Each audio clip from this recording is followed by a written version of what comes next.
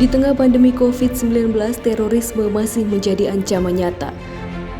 Bukti eksplisitnya, baru-baru ini Presiden Joko Widodo mengesahkan Peraturan Presiden Nomor 7 Tahun 2021 tentang Rencana Aksi Nasional Pencegahan dan Penanggulangan Ekstremisme berbasis kekerasan yang mengarah pada terorisme. Pertanyaan besarnya adalah apakah sesungguhnya motif dibalik tindakan para ekstremis untuk menebar teror di tengah masyarakat yang masih harus berjibaku dengan pandemi? Benarkah miskinnya kecakapan literasi ditambah fanatisme buta pada satu ajaran tertentu dapat memicu dan memacu seseorang menjadi seorang teroris?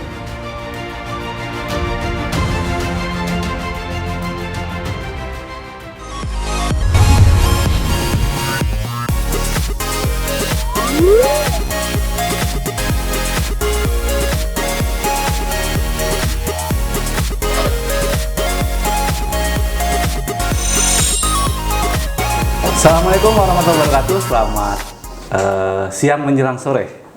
Kembali ke Ngopi Ngobrol Olah Pikir. Kali ini saya ditemani Mas Sofa Ihsan. Ya, beliau ini adalah pimpinan Rumah Daulat Buku Rudalku.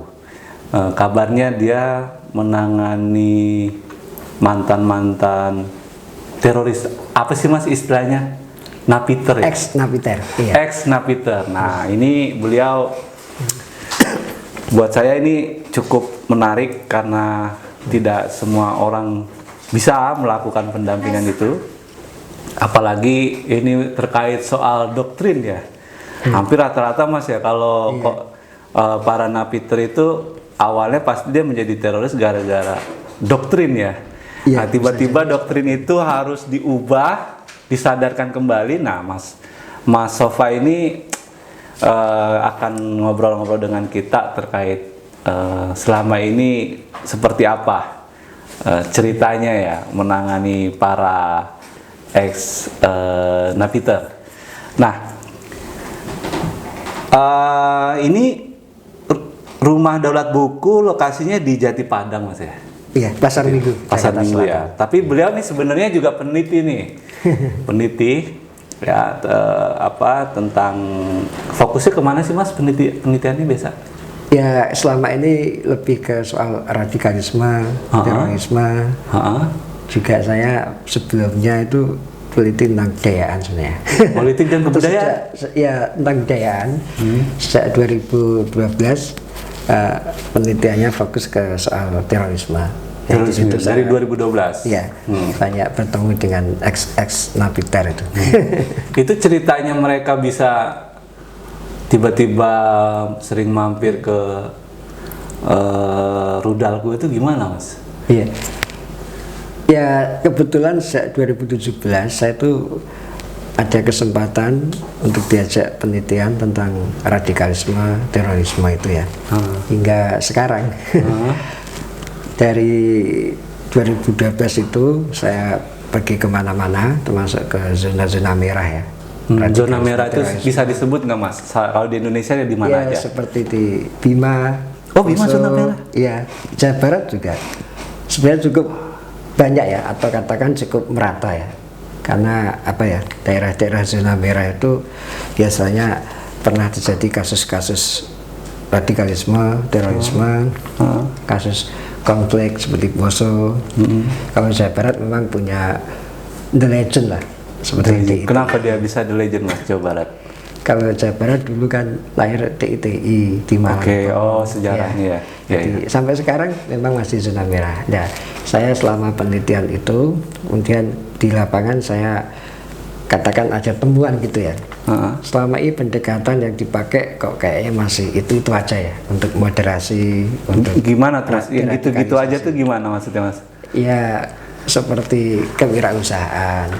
Kemudian ceramah-ceramah keagamaan hanya sifatnya top down gitu ya.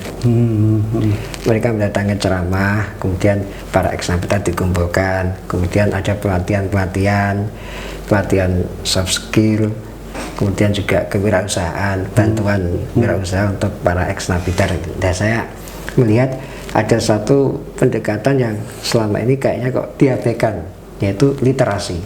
Literasi. Oke. Tahun 2017 saya kemudian mendirikan Rumah Daulat Buku itu. Rudalku itu Mas ya? Rudalku itu berawal dari Palembang. Justru ikhwan, kami menyebutnya kan ikhwan ya.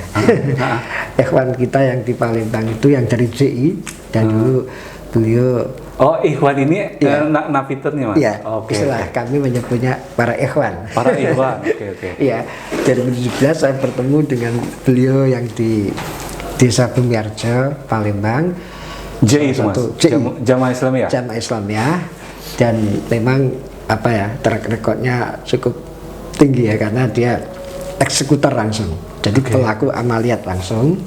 Ya saya ajak, saya ketemu di rumahnya, sempat tidur di rumahnya, terus saya ajak untuk mendirikan Rumah Daulat Buku, dan kok saya kaget juga mau gitu. Nah, itu ceritanya gimana Mas? Mas tiba-tiba bisa ketemu dia di sana itu? Difasilitasi? Penelitian. Saya ke sana untuk bertemu dengan beberapa ikhwan. Tapi nggak susah waktu mau ketemu mereka kan masih Mas? Mereka ini udah dipantau atau belum dipantau atau? Ya kebetulan mudah ya, kita menemukan dengan ya cara-cara yang sebenarnya sudah biasa dilakukan oleh peneliti. Kita berkawan lewat telepon-teleponan, WA. Nah di situ saya ajak untuk mendirikan rumah buku. Konsepnya kan Rudalku itu sebelum saya terjun mengajak mereka bersama yang Palembang itu kan konsepnya para ikhwan itu kita ajak untuk mendirikan perpustakaan di rumahnya. Jadi rumah itu harus punya perpustakaan. Kita bilang rumah tanpa perpustakaan itu seperti tubuh tanpa jiwa. Memang penggiat literasi pasti begitu tuh ya kan. Kata-katanya. Ya tapi wajar sih, soalnya ini urusan berhadapan dengan doktrin sih ya. Doktrin. Konsepnya seperti itu. Rumah ikhwan tuh kita kasih untuk perpustakaan, kita bantu buku-buku yang cetak, bukan yang pakai smartphone ya. Terus kemudian dari perpustakaan itu dijadikan sebagai taman baca masyarakat, TBM itu. Jadi ikhwan itu kita dorong untuk melakukan kegiatan dengan mengajak anak-anak dan remaja sekitar rumahnya. Terus kita didik untuk literasi, dorongan membaca, kemudian kita susupi wawasan kebangsaan, cinta tanah air. Ya intinya seperti itu. Ya waktu awal itu ya dari Palembang yang ikut, kemudian ada 2 lagi juga sama-sama dari JI, satu sel lah, satu jaringan. Tapi tunggu dulu Mas, aku masih penasaran Mas. Saya masih penasaran nih. Ini gimana Mas Sofa tiba-tiba meneliti, ketemu mereka? Emang mereka sekarang waktu itu terbuka dengan peneliti? Apalagi kan mereka tahu lagi. Ya memang awal-awalnya dari 2012 sampai 2017 ya berdirinya itu memang cukup suka duka lah kita bertemu mereka, para ikhwan-ikhwan ya. Tetap agak susah ya Mas. Ada yang saya sempat digebrak meja di rumahnya. Tapi kami sempat ditodong pistol nggak Mas? Tidak itu ya, ada gitu. Tapi rata-rata memang mereka sudah welcome lah ya. Tapi untuk diajak untuk literasi itu memang butuh perjuangan gitu, untuk meyakinkan, karena literasi itu kan nggak menghasilkan apa-apa, nggak seperti misalnya ayo ini ada bantuan wirausaha ya, ini konkret pasti gitu mau ya, siapapun pasti mau lah, bukan hanya ekstapiter. Ya ada itu material di situ ya, materinya. Nah kami mengajaknya kan suruh buat pustakaan terus jadi taman baca. Nah itu kan sesuatu yang buat mereka mungkin asing ya. Ya itu singkat cerita, Palembang, kemudian Jabodetabek, Jawa Barat, Medan, dan Semarang, sampai sekarang ini ada 33. Padang kemarin siap tidak ikut. Padang itu barusan keluar 2020. Dia returnis petempur di Suriah. Suriah Mas? Iya, dia yang di Padang ini? Iya, Padang. Barusan saya temui, terus dia siap mendirikan Rudalku. Ini malah belum saya kirim bukunya. Berapa orang Mas? 1 yang di sana. Jadi sekarang sudah 33 itu yang 11 istri-istri Napiter. Jadi suaminya masih di dalam, kita rudal di sana. Istilahnya kita merudal mereka. Dirudal iya, kami mengajak mereka. Udah kayak perang Timur Tengah Mas. Dirudal. Makanya namanya rudalku. Maskulin banget itu. Maskulin, iya. Iya, jadi kita ajak untuk punya pustakaan itu, kemudian jadi taman baca. Intinya mereka pertama kita ajak untuk menjadikan rumah mereka tuh sebagai basis harokah perjuangan melalui literasi. Jadi cukup di rumah aja. Rumah itu kita jadikan sedemikian rupa bermanfaat buat orang lain sebagai jihad. Jadi kalau jihad nggak usah kemana-mana, nggak usah ke Suriah atau kemana, cukup melalui rumah punya pustakaan, kemudian jadi taman baca. Nah, itu istilahnya kami itu jihadis literasi.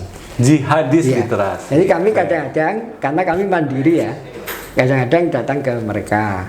Terus mereka suruh mengumpulkan anak-anak dan remaja, kemudian kami datang bersama tim, paling kami hanya bertiga ya, untuk mengadakan giat literasi di rumahnya. Ya di rumahnya yang dipakai. Kami sudah punya YouTube juga, hasil kegiatan itu nanti bisa ditonton. Punya apa Mas? YouTube juga. Oh, punya channel YouTube? Ya, iya. Itu mereka yang kami yang oke. Ya, jadi pas kegiatan, jadi asik lah. Supaya mendorong mereka mau membaca usroh ya, kita sistemnya usroh. Jadi keluarga, pustakaan yang buku-bukunya kita kirim ke mereka, kita bantu rak buku. Itu pertama buat bacaan anak, istri dan suaminya ya. Kalau suaminya masih di dalam ya anak istrinya lah. Nah kemudian ditularkan ke masyarakat. Jadi taman baca itu memang masih proses ya. Kalau dibilang di asesmen itu berhasil belum ya, tapi yang setidaknya di rumah mereka itu sudah punya pustakaan. Jadi ketika saya datang ke rumahnya, buku dipajang di rumahnya, terus ada ex-bannernya kan seragam dengan kami. Di sekretariat Pasar Minggu itu saya seragam, jadi saya datang ke sana itu seneng gitu. Seperti yang di Palembang berapa waktu yang lalu saya ke sana, begitu masuk rumahnya pintu dibuka loh, wah udah ada bukunya ditata rapi, kemudian ada ex-banner. Buat saya itu sudah keberhasilan, walaupun ya kita tidak pakai parameter yang tinggi-tinggi ya. Oh ya cukup mereka mau membaca dan itu. Memang kami mencita-citakan supaya mereka itu mau menjadi jihadis literasi itu, supaya mereka menjadi apa? Mau mencerdaskan warga sekitar, anak-anak sekitar. Dan ini juga beranjak dari hasil penelitian saya bahwa orang menjadi radikal itu karena kurang baca. Bacaannya hanya itu aja, hanya yang sesuai paham. Dan agama ya hanya itu aja. Dari Timur Tengah ulamanya seperti ini. Ya. Nggak apa-apa sih Mas, sebut nama Mas, ulamanya siapa? Dari nggak mungkin Jalaluddin Rumi ya. Iya. Jadi nggak biasa mereka baca buku siapa Mas? Kalau yang tokoh? Ya kalau yang lama-lama itu biasanya kayak Ikhwanul Muslimin, Hasan Al-Banna, Said Kutub, Muhammad siapa lagi itu Said Hawa, tokoh-tokoh Ikhwanul Muslimin. Kalau yang baru-baru ini ya Al-Jaulani, kemudian Abu Mus'ab. Supaya juga teman-teman yang nonton ini tahu Abdul Mas. Azam. Ya kan? Oh kalau buku-buku ini yang buku-buku baca teroris nih. Banyak buku-buku yang diterbitkan, bahkan sudah diterjemahkan oleh kelompok-kelompok mereka. Kebanyakan dulu penerbit di Solo. Bahkan dulu almarhum Pember Bali itu siapa? Ali Imron ya atau siapa itu juga nerjemahkan. Salah satu karya ulama Timur Tengah yang memang sepaham dengan harokah mereka, jihad mereka. Itu selalu garis merah nggak Mas? Zona merah nggak? Oh Solo zona merah. Iya. Saya banyak di sana dan kebetulan saya juga lumayan banyak kenal dari ikhwan-ikhwan di sana. Ada, kalau Semarang sudah ada sih, kalau Solo belum. Ada yang masuk di rodaku, tapi rencana kita akan merudal ke sana. Ya polanya seperti itu. Jadi yang kedua mereka kita ajak untuk kembali ke buku cetak. Jadi bukan smartphone gini ya. Nah, kalau seperti membaca smartphone, internet itu ya mereka sudah canggih lah. Iya. Bisa menjadi influencer dan sebagainya. Lagian Udah juga canggih. nggak Iya. keren mas baca Iya. buku di handphone. Iya, keren. Soalnya bikin mata sakit. Anu juga apa? Iya. Image apa sih namanya Iya. itu? Nilai kepuasannya beda tetap mas kalau Iya. baca. Iya. Kalau baca di smartphone itu kan hanya sepotong-sepotong. Iya. Dan sesuai dengan Capek lelah mata. misalnya sesuai dengan pahamnya. Di Google siapa ini tokohnya, misalnya Abdullah Azam atau Al-Jalani, wah dibaca. Tapi kalau buku kan membaca dari halaman per halaman, semakin adiktif lah ya. Memang kita ajak untuk kembali ke buku cetak, selain kembali ke rumah. Jadi pertama kembali ke rumah, kedua kembali ke buku cetak, terus yang ketiga ya kita ingin mengajak mereka menjadi jihadis literasi itu. Jihadis literasi itu mas selama berjibaku dengan teman-teman ex Napiter itu, saya sebenarnya dari dulu butuh jawaban sebenarnya apa sih alasannya mas dia mau begitu? Mereka itu ya, maksudnya, iya. Memang kali dia udah mulai curhat sama mas. Iya. Dia kan pasti dong, apalagi meneliti mas kan. Iya. Ya kebetulan saya dengan mereka itu berteman ya. Friendship and kinship lah istilahnya. Itu katanya kalau di tulisan jurnal-jurnal kan gitu, membangun melalui persaudaraan dan pertemanan. Saya berteman baik dengan mereka ya sebagaimana teman. Ya kita nggak membeda-bedakan, hanya kebetulan mereka punya masa lalu yang seperti itu. Makanya kita ajak yang bisa untuk mereka moderat gitu ya. Artinya memang mereka itu minim literasi, kemudian ke doktrin gitu mas. Iya, biasanya mereka masuk ke kelompok-kelompok gitu, pintu masuknya ya istilahnya. Itu salah satunya melalui pengajian. Dan itu yang terbesar pengajian itu. Yang kedua perkawanan.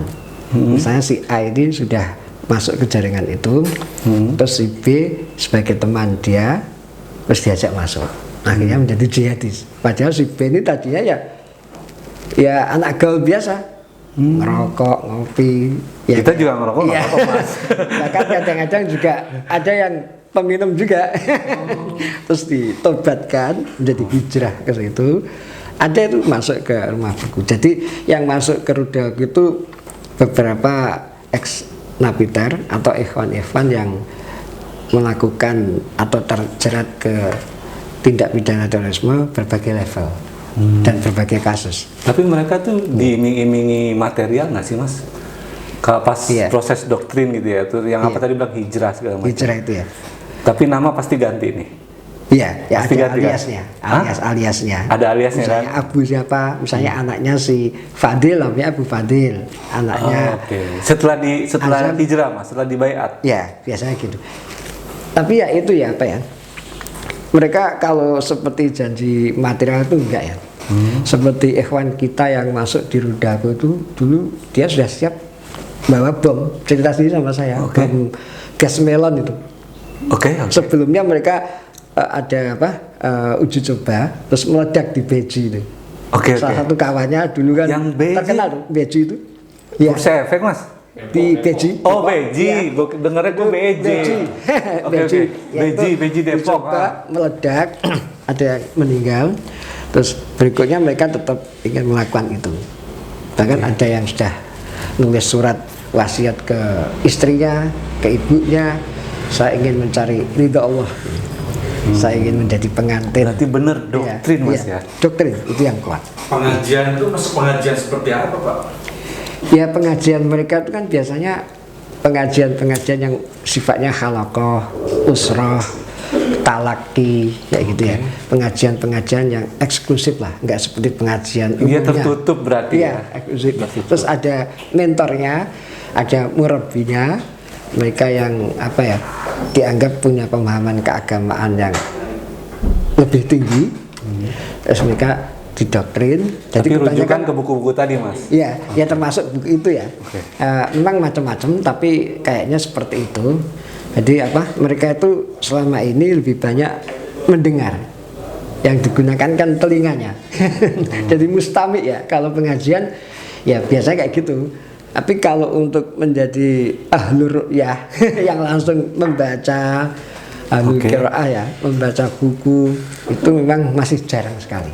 Masih jarang sekali. Saya lihat di antara mereka itu ya. Memang proses radikalisasinya macam-macam. Di antara yang masuk ke Rodaku itu bahkan dia menjadi lebih radikal setelah di penjara. Gitu. Dia Alasannya tadinya apa, Mas? waktu itu di Cipinang misalnya, dia di lapas itu, terus ada Ustadz Aman Abdurrahman itu yang sekarang udah divonis mati, ya sama-sama di situ. Terus Aman Abdurrahman ini melakukan kegiatan pengajian, terus si beliaunya ini ikut, malah radikal. Malah lebih radikal. Bahkan cerita sama saya, sebenarnya saya yang akan melakukan aksi Qobar di Tamrin itu. Ya, yang di Tamrin dulu sempat geger dia, bawa pistol si Sunakin. Ya Sunakin. Oh, yang pas ini ya Mas, yang pos polisi itu. Ya, pos polisi. Oke. Itu temannya. Itu pas demonstrasi apa gitu ya? Ya memang dia melakukan aksi amaliyat, ikhtialat itu ya. Istilahnya ikhtialat ya. Langsung melakukan penembakan ke polisi, ke warga si Sunakin. Nah, si ikhwan kita yang sudah masuk dulu dia itu cerita sebenarnya saya Mas itu. Saya udah siap. Si Sunakim itu nama dia udah gini. Sunakim itu setahu saya ya, dari data yang ada dulu sudah pernah deradikalisasi kalau nggak salah. Tapi ya ternyata seperti itu. Makanya kami kan berpikir bagaimana deradikalisasi yang efektif. Nah, temuan saya di lapangan literasi. Itu yang tidak dilakukan oleh, mohon maaf ya, institusi negara. Sebut aja Mas, Badan lain. Nasional Penanggulangan Teroris atau gimana ya kan, langsung aja nggak apa-apa, mumpung lagi pada rakernas di NTB nih. Ya kan? Ya, saya sebagai anak bangsa itu dari hasil olah lapangan ya saya menemukan itu. Oke, literasi memang sudah dilakukan seperti BNPT, tapi hanya pendistribusian buku-buku. Buku-buku dibagikan ke ikhwan-ikhwan, ketika ikhwan-ikhwan itu dikumpulkan misalnya di Jakarta. Tapi sebenarnya buat kami pendekatan literasi itu enggak seperti itu. Kami langsung masuk ke rumah mereka. Rumah mereka kita jadikan sebagai ajang indoktrinasi. Jadi bukan di masjid, musola atau tempat apa ya, tapi di rumah mereka.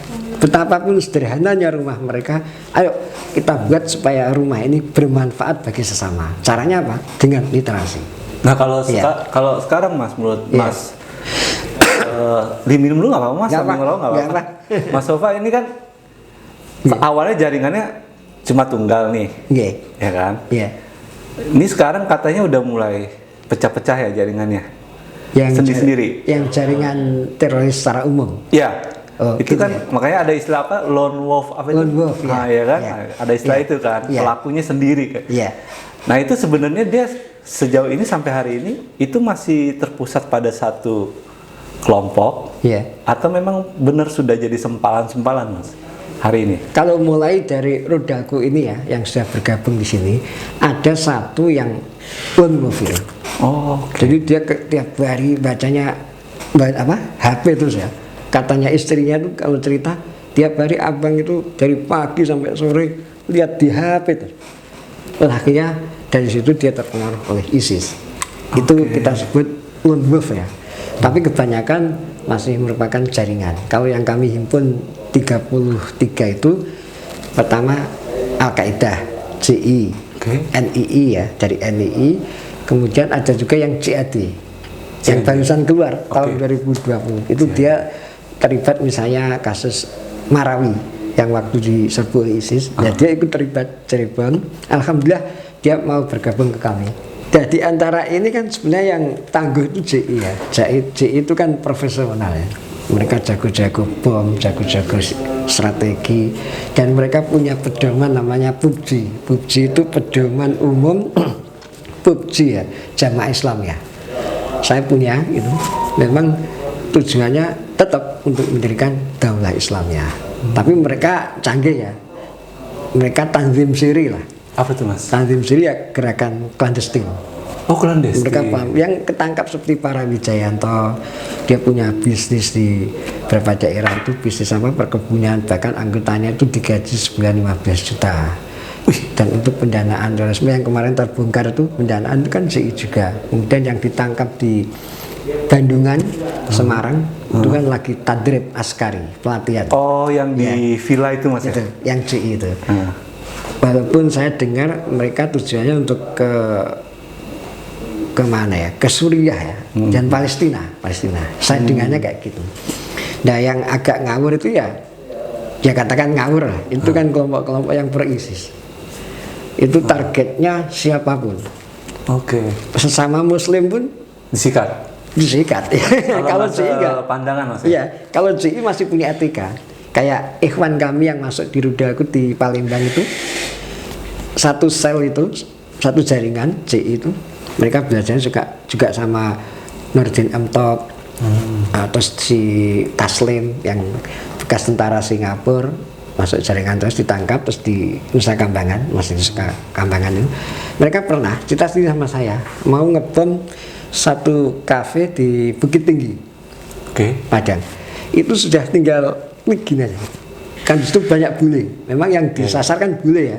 Pokoknya dianggap kafir lah dan dianggap penindas negeri-negeri Muslim. Tiba-tiba ada wanita berjilbab masuk ke kafe itu, nggak jadi. Ada siapa Mas? Wanita berjilbab. Wanita berjilbab masuk ke kafe itu, nggak jadi. Dia cerita di sama saya. Oh, jadi yang sasarannya ke siapapun itu yang afiliasinya ke JI itu Mas? Enggak, yang ISIS. Kalau Okay. JI punya sasaran yang tegas, kayak bom Bali itu yang disasarkan bule, termasuk yang di Padang walaupun nggak berhasil, termasuk Kuningan. Kalau JI itu sampai bom Kuningan ya 2004 itu ya. Setelah itu JI tiarap karena banyak juga ditangkapi oleh Densus. Nah 2014 setelah Al-Baghdadi memproklamirkan ISIS, itu tumbuh di Indonesia. Itu Jamaah Ansarud Daulah itu. Iya. Yang ikut ISIS di Indonesia itu Mas? Iya. Itu punya koneksi sama ISIS si Al-Baghdadi ini? Ya, mereka terpengaruh. Oh, terpengaruh, nggak punya iya. sambungan langsung? Nggak Iya. sambungan langsung? Paling yang datang sana. Jadi setelah Al-Baghdadi itu muncul memproklamasikan Daulah Islamiyah tahun 2014, itu bahkan siapa dulu yang mohon maaf dari kelompok FPI, kebetulan begitu 2014, wah histeris ya, euforia. Ya ternyata walaupun mereka kemudian tahu ya sesungguhnya isinya, tapi yang masih terpengaruh itu banyak. Kemudian melahirkan Jamaah Ansarud Daulah, pendirinya Ahmad Abdurrahman dari CAT dulu, si Abu Bakar Basir. Kemudian friksi begitu ada Al-Baghdadi ISIS itu, kemudian si Aman Abdurrahman mendirikan Jamaah Ansarud Daulah. Dan ada juga faksi-faksinya yang ada terjadi konflik lah gitu, perbedaan itu. Nah itu akhirnya mereka mendirikan seperti, dan sampai sekarang masih muncul berbagai variannya. Intinya mereka yang pro ISIS. Kalau yang pro JI Al-Qaeda ya tetap masih itu. Mereka lebih canggih dia, lebih profesional. Memang orang-orangnya jago-jago, bumbu masak atau bumbu dapur itu bisa jadi bom. Kalau ISIS kan ngawur, kayak anak umur 19 tahun di Banyumas tiba-tiba bawa parang ke kantor polisi, nyerang polisi. Terus Abu Hamzah yang di Sibolga itu, dan menariknya perempuan, istrinya yang radikal, yang militannya tinggi, sampai dia bom bunuh diri itu. Kemudian yang di mana, Surabaya, di gereja itu kan perempuan yang kemarin itu Mas? Bom gereja di Surabaya tahun berapa itu ya, itu kan suami istri dan dari keluarga yang mapan, lulusan sebuah universitas terkemuka lah di Surabaya. Nah itu kelompok-kelompok ISIS yang melakukan seperti itu. Kalau yang di Samarinda dulu tuh Mas? Ya itu Juhanda itu juga terpengaruh jaringan Jamaah Ansarud Daulah. Jamaah Ansarud Daulah ya itu ISIS itu, ISIS lokal lah. CAD, Jamaah Ansarud Daulah itu ya ISIS lokal yang sampai sekarang. Tapi tadi Mas bilang katanya ada yang berhubungan di antara beberapa ini berhubungan langsung ke koneksi ISIS tuh. Yang berhubungan itu biasanya yang mereka berangkat ke sana, yang baik menjadi petempur maupun hanya ingin masuk atau hidup di daulah Islamiyah. Yang dulu kan ISIS menghipnosa ya, katanya di sini gajinya besar, terus hidup secara Islami. Bahkan seorang direktur otorita Batam, saya kenal baik, itu membawa keluarganya dan kerabatnya itu sampai 19 orang. Dia direktur ke Suriah? otorita Batam ya. Barusan keluar juga dari Nusa Kambangan kan. Saya ketemu juga keluarganya, yang lain, yang iparnya itu sampai 19 orang. Kalau nggak salah yang berangkat itu 26. Tapi yang bisa masuk ke Suriah itu 19. Yang lain deportan hanya di Suriah. Oke. Terus ada juga yang petempur, yang di Padang itu petempur ya, sampai 2,5 tahun. Itu Tapi ya itu mereka dananya gimana sih, Mas? pribadi, yang otorita Batam itu ya menjual apa saja. Kalau yang di Padang misalnya dia minta orang tuanya nggak tahu, dikira untuk apa, terus bantuan dari masjid pengajiannya, terus bantuan juga dari sana. Enggak, Pertama secara kan, ya, maksud saya Mas, Iya. secara struktur organisasi itu loh. Iya. Itu pendanaannya dari mana mereka? biasanya mereka mandiri Mas, Oh gitu. mandiri. Ya tidak ada juga yang mungkin yang diberangkatkan ke Suriah itu yang sifatnya bantuan dari kelompok gitu, ada juga sih. Ya. Tapi rata-rata dari infak jamaahnya dikumpulkan untuk pengiriman ke sana. Saya kira seperti tadrib askari, pelatihan militer yang dilakukan saat ini ya, yang ditangkap Densus kemarin, itu juga dalam rangka ke situ. Oh, oke. Jadi kalau sudah jamaah ya mereka apapun bisa dilakukan, termasuk pendanaan yang terorisme kan arahnya ke situ juga. Ya. Itu yang Makassar sambungannya kemana, Mas? Yang dari Makassar itu Yang biasanya ditangkap. CAD ya. Saya kira CAD. Jadi yang ditangkap belakangan ini kebanyakan CAD. Yang Ya Makassar, yang Jatim, ISIS. ya jihad itu yang ke ISIS itu, Mas ya? ke ISIS ya. Jatim, Singkawang, Pontianak 5. Bahkan Singkawang itu kan ditangkapnya tanggal 17 Februari. 17 Februari kemarin. Itu adiknya Ikhwan yang sudah masuk di Rudaku. Dia ngomong sih, Bang, adik saya ditangkap di Singkawang tadi siang. Kaget saya. Kenapa Bang? Ya jaringan saya juga katanya. Tapi baru ditangkap kok sekarang. Iya, malah besok Bangka itu belum mengali ya. Saya kira itu jaringan Jamaah Ansarud Daulah. Memang Densus kan punya data banyak ya dari situ. Saya kira mereka yang ditangkap itu memang dalam upaya pembersihan terhadap kelompok itu. Kita kan tahu ya level-levelnya masing-masing. Nggak mesti yang ditangkap itu level pelaku, tapi levelnya jaringan. Dia ikut pengajian, kayak yang anggota di Rudaku itu juga seperti itu. Tadi dia ikut pengajian, terus dibaiat, terus ditangkap. Ya memang itu sudah sesuai undang-undang anti terorisme nomor 5 tahun 2018. Apalagi sekarang ada RAN PE kan, yang Perpres Presiden nomor 7 tahun 2021. Oh ya, yang Jadi itu anti radikalisme itu, ya, Mas ya. jadi ini benar-benar negara melakukan sesuatu yang memang diperlukan saat ini. Oke. Tidak bombastis, tidak mengada-ngada, karena saya tahu sendiri, saya sebagai peneliti, saya bermain di data, langsung seeing is believing itu, saya merasa prihatin itu. Negeri saya kok sepertinya banyak kontraktor mereka hanya kontrak di sini, tidak merasa sebagai warga negara NKRI, dan mereka mentauhidkan, mengkafirkan, tidak menganggap Pancasila UUD 45. Siapa tuh Mas kontraktor yang Mas maksud itu? Ya maksudnya kelompok-kelompok seperti itu yang saya temui, ya memang mereka belum menjadi teroris ya. Tapi warga Indonesia atau warga asing? Warga Indonesia. Oh, warga Indonesia. Jadi memang itu dengan adanya Perpres nomor 7 tahun 2021 itu membuka peluang sekali inovasi untuk masyarakat melakukan kegiatan pencegahan. Makanya di sini kami di Rudaku itu seperti mendapatkan amunisi untuk melakukan kegiatan pencegahan dengan cara literasi. Memang pendekatan literasi itu masih langka, dan kami akan terus melakukan upaya merudal ke berbagai tempat. Sebenarnya banyak ikhwan yang siap gabung, cuman karena kami ini mandiri.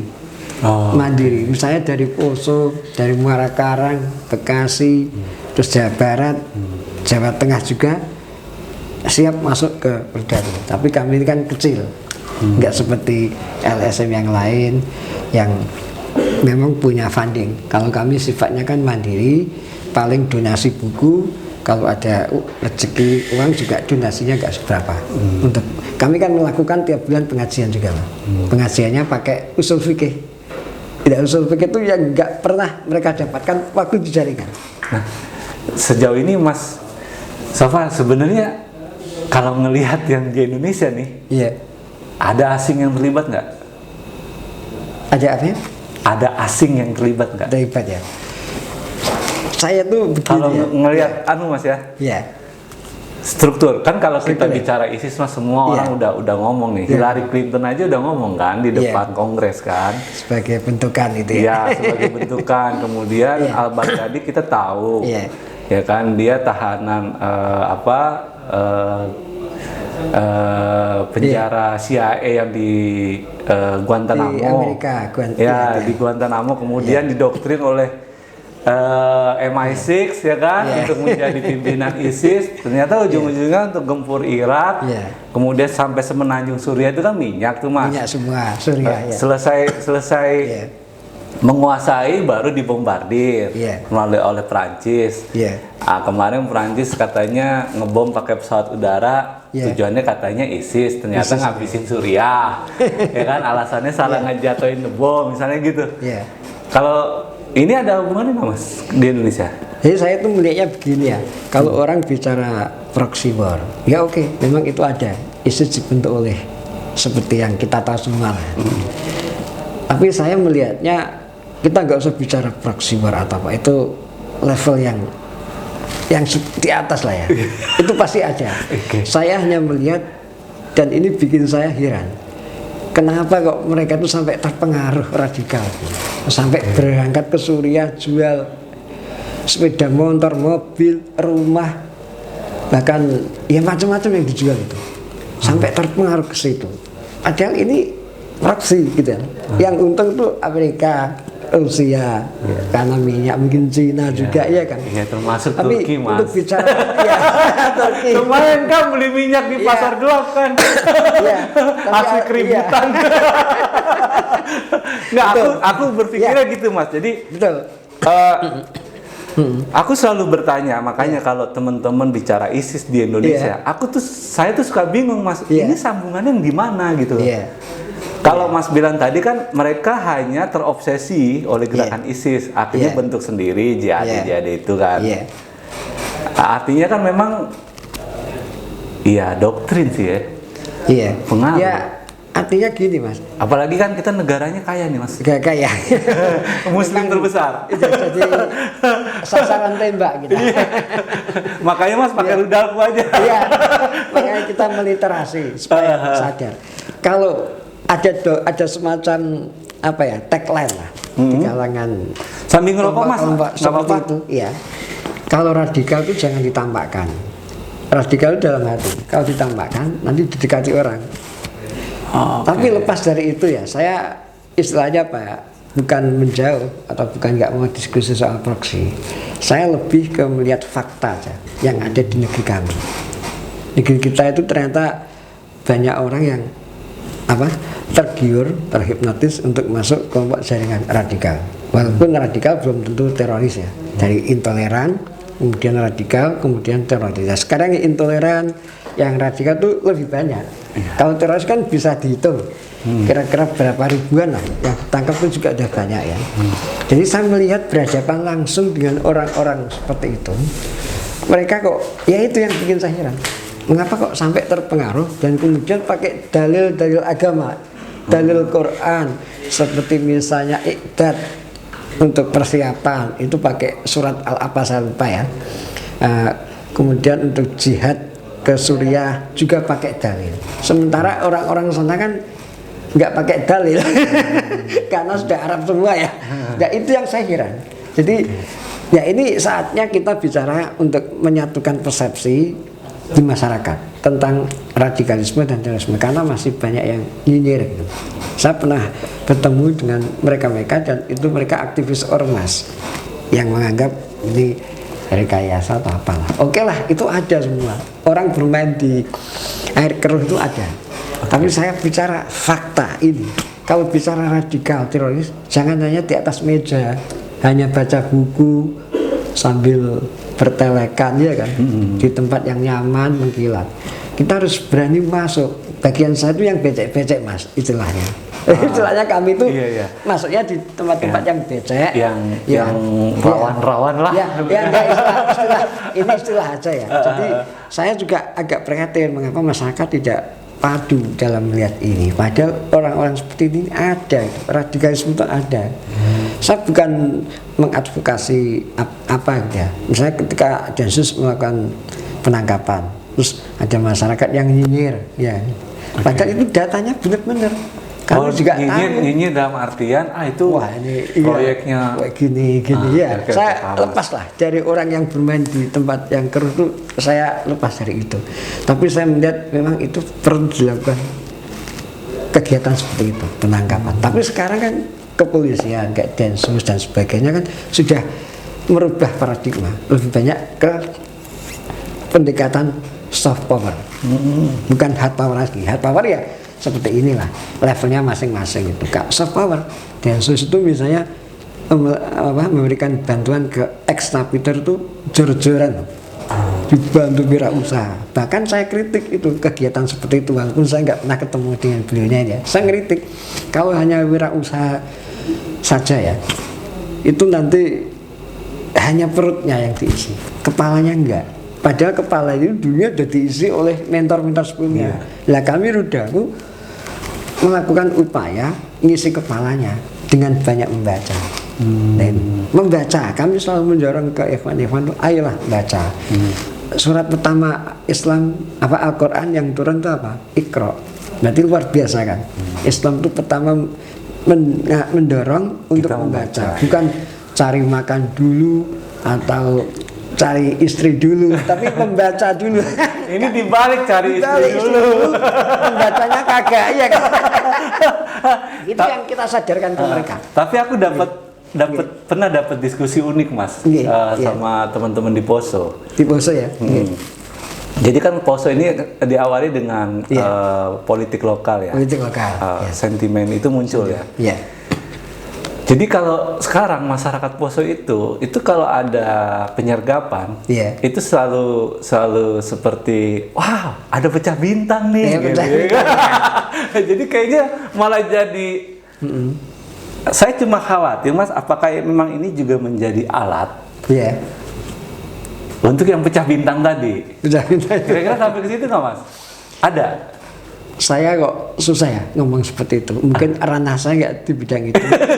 Saya itu ranahnya berhadapan langsung, head to head dengan mereka yang saya melihat dari segi angle, kok bisa ya kepala diisi dengan konsep-konsep yang radikal. Terus kemudian dia melakukan tindakan seperti itu. Itu saya melihatnya sebagai sama manusia ya. Ada sesuatu yang sumir gitu buat saya. Sebenarnya kalau kita banyak membaca kan nggak seperti itu. Kalau Poso kan kasusnya memang lain ya. Saya ketemu banyak ikhwan di sana yang dulu juga mau bergabung Rudaku, tapi pertimbangan jauh ya. Jadi itu istilahnya konflik horizontal, konflik Padahal kan di sana transmigran juga banyak mas kan. Dan biasa aja katanya mereka hidup berdampingan biasa. Dulu itu biasa berdampingan. Yang ikhwan kami kenal di sana dan baik, dulu saya ke sana dijemput naik motor juga. Dia cerita sama saya sebelum konflik itu kita hidup satu dapur dengan teman. Kalau saya masih nemuin mas misalnya di masjid Maulidan nih. Maulidan ya. Yang non muslim nyiapin bantuan masak kayak gitu, bantuan masak. Itu juga di Poso, Kutai, Kalimantan tuh. Jadi memang kasuistik kalau Poso itu. Mengapa Poso semakin membara? Ya salah satunya dimasuki oleh paham-paham yang dari Timur Tengah, dibawa dari Jawa itu. Tapi Ada diskusinya masyarakat panjang lah ya. udah clear Iya, Mas ya. tadinya nggak ideologis, akhirnya jadi Ideologis. Iya, tapi ya bagusnya mereka yang tadinya nggak sholat, setelah kasus kemasukan teman-teman dari Jawa itu menjadi taat. Baru Dia itu pakai katanya pakai ini. kata teman-teman di sana tuh itu kayak Santoso, Iya. Santoso siapa Mas sekarang yang baru pengganti Ali Kalora. Ali Kalora. Itu sebenarnya dia kayak residivis yang kelas-kelas ya malak yang gitu-gitu, malakin pasar gitu. Iya, dulu Santoso juga peminum. Iya. Saya ketemu temannya sendiri di mana Tambarana atau mana itu sebelum poso yang dari Palu itu. Saya kan naik mobil rental itu sama teman tim itu. Itu lu udah lewatin perkampungan Hindu belum Mas? Kayaknya ya. Sudah ya? Iya. Oke. Ya. Jadi memang kasuistik.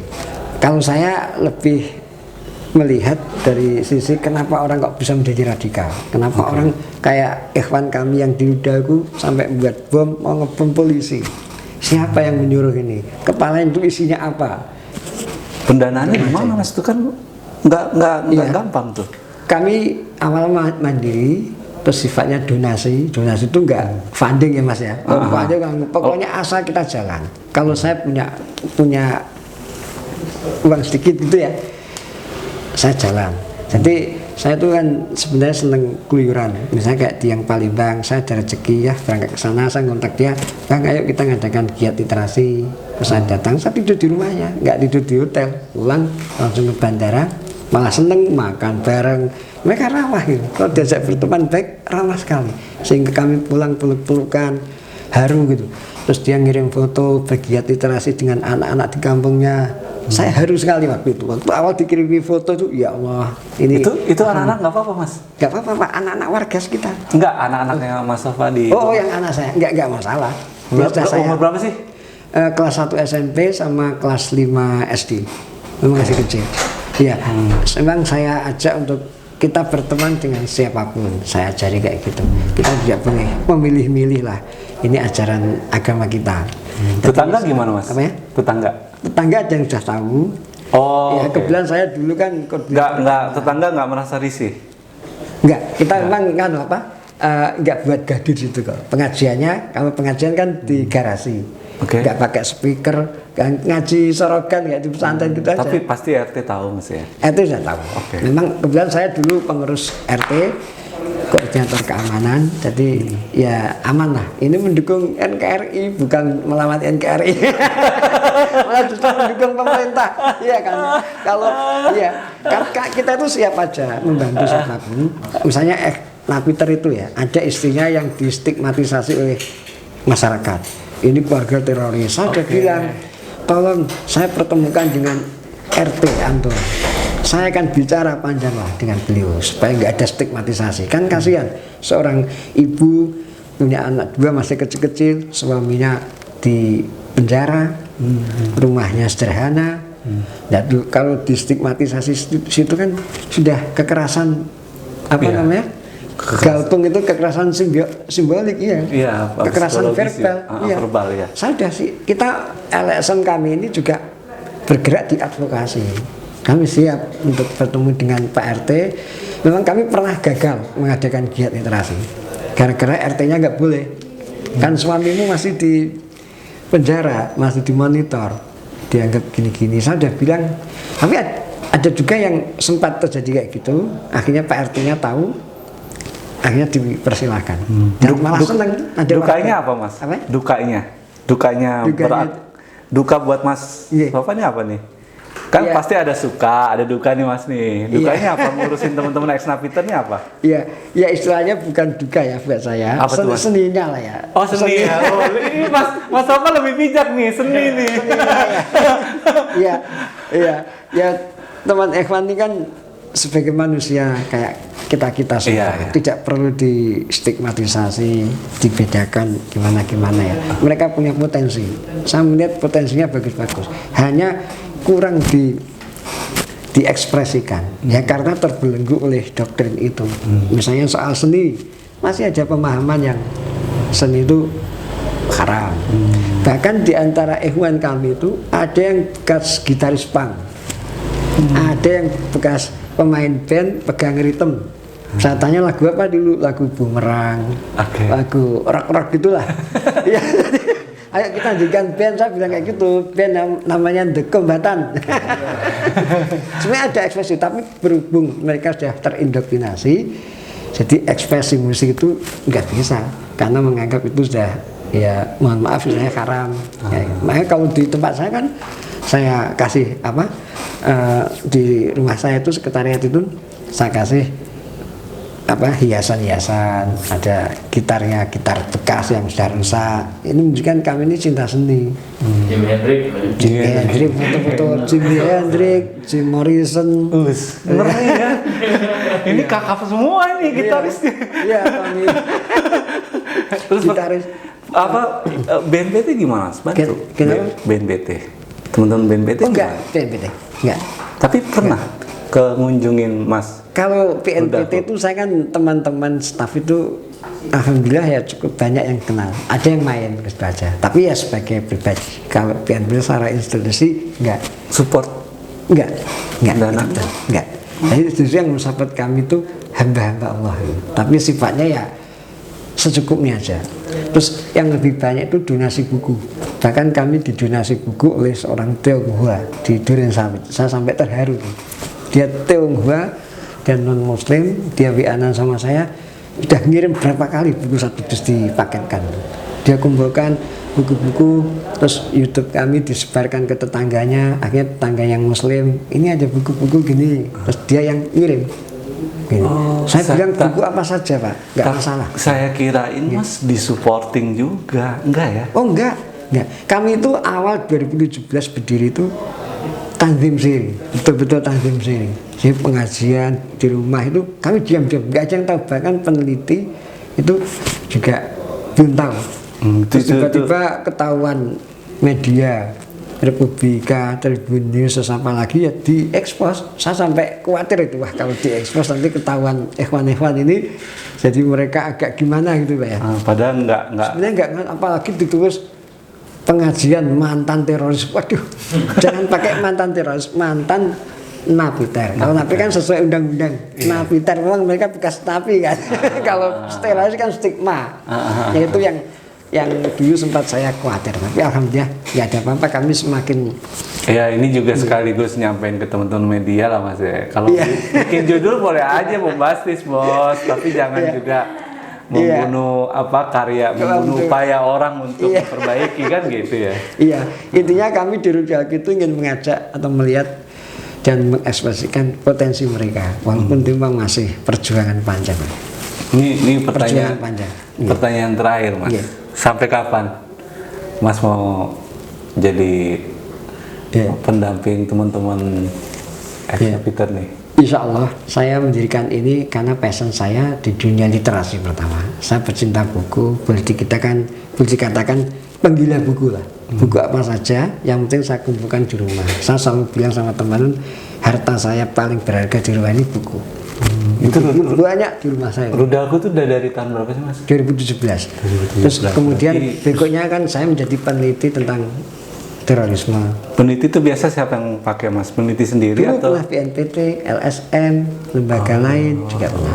Jadi kebetulan saya peneliti terorisme sehingga kecintaan saya sama buku itu coba saya tularkan ke ikhwan-ikhwan ini. Ini kalau saya jadi kepala BNPT mah saya bikinin satu tempat Mas. nanti nyampe. Iya kan? Bikin satu tempat yang lebih representatif lah ya kan. Tapi memang kalau bekerja sesuai passion itu nggak ada beratnya Mas. Iya sih benar. Ketemu di rumah ikhwan-ikhwan yang rumahnya gang kayak gitu Mbak ya. Gang-gang wah. Saya dulu ngadakan kegiatan ngumpulkan anak itu sampai nggak bisa jalan berdiri. Saya sendiri, karena ya gimana ya, kita nggak ada dana. Kalau ngajak relawan kan tentunya ngasih amplop. Iya. Saya nggak mau ngajak relawan, nggak saya kasih amplop karena mereka sudah bekerja ya. Tapi saya sendiri aja lah. Selain Mas Sofas, ada teman-teman yang bantu di Rudal? Kalau pas kegiatan kami ada dana cukup, kami ajak. Sebenarnya yang mau jadi relawan ada berapa? Dari mahasiswi UNJ, bahkan mau nulis skripsi tentang ini. Tahun 2021 jadi. Terus kami selain skripsi juga mau dibuat disertasi doktoral tentang pengajiannya yang di Rodaku pakai usul fikih. Ya kalau disertasi kan agak lama ya, tapi skripsi ini insya Allah 2020 dan kalau jadi akan saya bukukan itu tentang kegiatan Rodaku oleh mahasiswa UNJ. Kalau relawan kami insya Allah nggak sulit, nggak susah. Relawan mahasiswa dan mereka senang kalau diajak literasi. Hanya kami kan harus berpikir ngajak mereka harus ngasih. Nggak bisa saya ngajak mereka terus sukarela gitu, kasihan mereka. Nah selama ini kalau kegiatan kami di Jawa Barat sampai Bekasi itu ngajak mereka mahasiswi. Ya kita mereka senang. Senang sekali mereka. Padahal kan citra di luar kan LSM tentang terorisme dananya udah gitu ya. Iya. Enggak itu. Iya, memang benar. Yang saya tahu lah, saya kenal sama peneliti-peneliti. Pasti itu Mas, pasti terklaim begitu. Iya, sampai buat apa? Film. Film itu kan berapa itu? Iya, kami hanya donasi Mas, betul. Awalnya dari ya saya nggak tahu apa-apa ya. Dari kami awalnya dari situ karena pengeluaran kami yang paling itu kan rutin itu pengajian tiap bulan. Kalau kegiatan ke rumah mereka itu kan sifatnya sporadis. Kecuali ada funding, itu kegiatan bisa terus menerus. Misalnya bulan ini ke sini, ke situ, ke Palembang, ke Medan. Kami pokoknya kalau ada rezeki aja berangkat. Itu donasinya melalui rekening Mas? Kadang langsung mentah. Oh gitu ya? Ada. Langsung. Tapi ya nggak seberapa. Selalu kami tombol. Kegiatan tombol. Enggak, kalau rekening sekalian dibacain di sini aja. Oh, ya kan maksudnya gitu kan kalau kami buka rekening jangan Mas. Oh, jangan. Ya pokoknya bisa bagi teman-teman yang mau berdonasi ya kan, itu bisa. Ini sekretariat IG-nya paling, medsosnya paling. Oh ya, medsosnya apa sih Mas? Ada Instagramnya nggak? Ada. Apa tuh Mas? Rodaku Jihadis Literasi. Ini bagi teman-teman yang mau donasi ya bisa cek di Instagramnya ya. Iya. Kalau sekretariatnya di Jati Padang Pasar Minggu ya. Jati Padang Baru. Jati Padang Baru ya Mas. Ya, Pasar Minggu. Oke.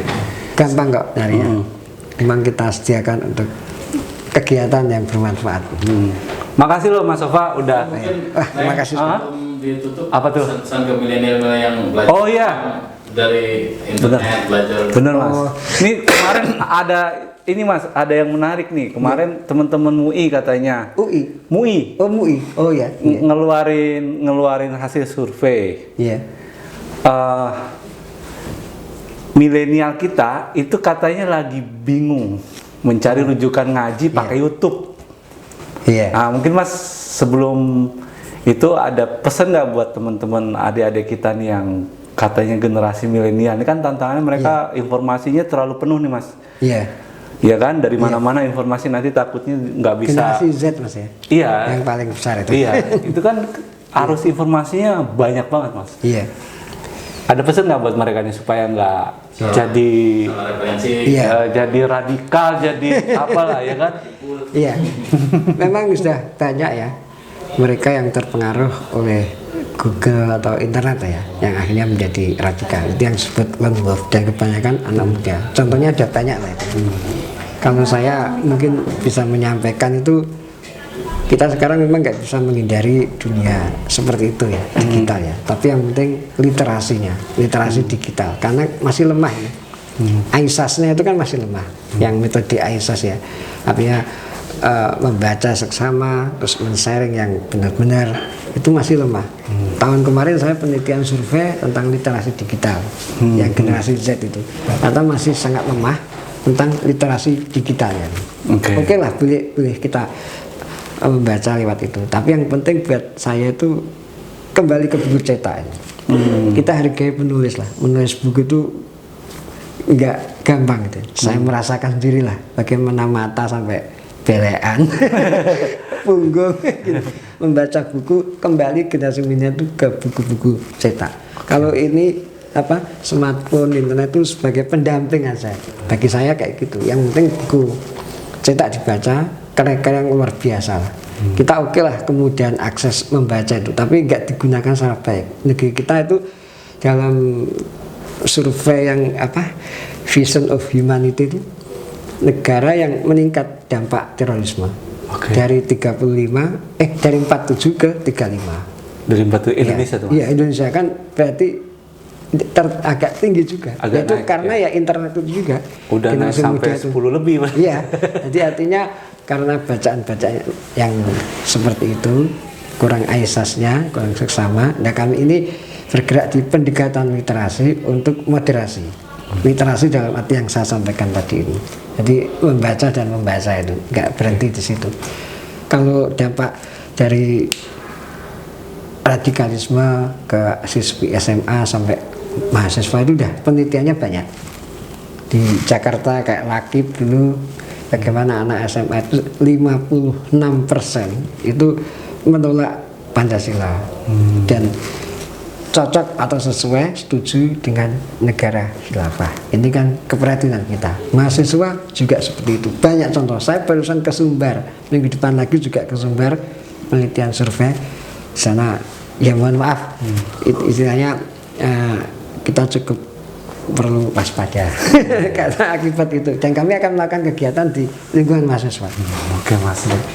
Makasih Loh Mas Sofa. Makasih sekali. Waktunya udah banyak banget ngasih informasi.